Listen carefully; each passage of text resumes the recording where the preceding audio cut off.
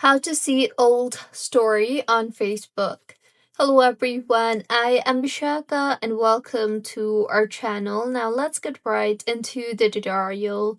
Firstly, go ahead and open the Facebook application on your device and make sure you are signed in. Now, tap on the menu option on the bottom right of your screen, and here in the menu you will see the option for memories. So tap on the memories option you see there, and then tap on the archive option you see on the top right of your screen, right beside the settings option. Now, in this particular interface, you will be able to view all the stories in your archives. Also, make sure that the Save to Archive option is enabled. So tap on the settings option on the top right of your screen there, and make sure the toggle button for Save to Archive toggle button is enabled.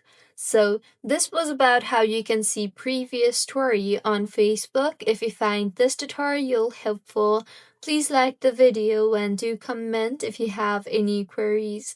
Also, do subscribe to our channel for more helpful tutorials like this. See you on the next one.